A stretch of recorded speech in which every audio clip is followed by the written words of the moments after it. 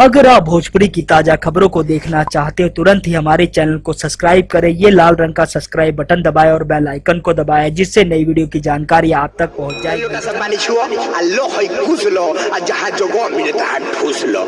बाबू तनी है देखो, अरे पान गुटखा सिगरेट बीड़ी आ दारू पियला के बाद भीड़ा भीड़ी ई कुल करे लो कि ना जी पंडित जी उहो होला।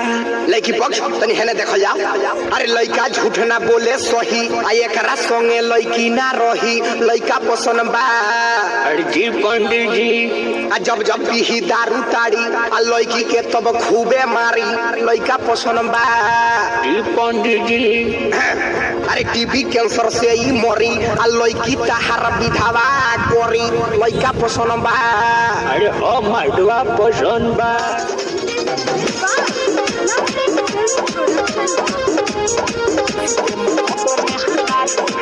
Music by Gaurav Rosal.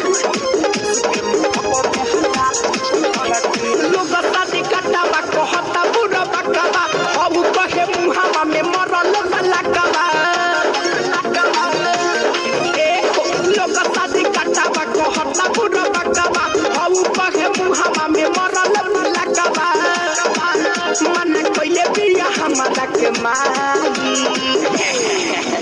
ए बाबू बाई दूध दूध अरे हाथ होने तो मुंह बसाता। जाई बारात को बघोड़ी पचहटे सुते में कब में हटा पकड़ के, जाई बारात को बघोड़ी पचहटे सुते में कब में हटा पकड़ के।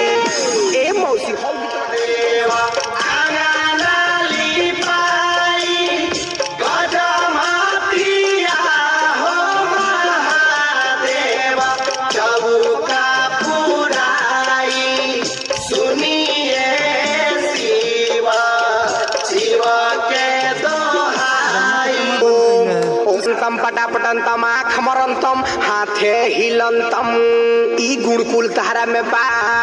जी पंडित जी अरे यार कहाँ बा डीजे वाला रे, डीजे बजा तो।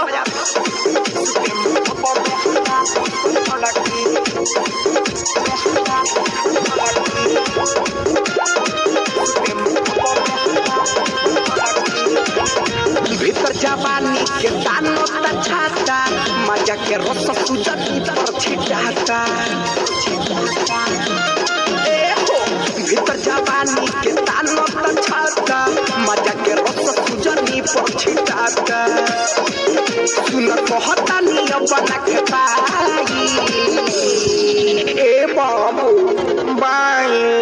अरे बाग ससुरा जो ने बाल ले जो। जाई बारात को बघोड़ी पचहटे सुते में कब में हटा पकड़ के, जाई बारात को बघोड़ी पचहटे सुते में कब में हटा पकड़ के। लोग शादी करता बा कहता बुरा बकवा, हऊ कहे मुहावा में मरल लकवा।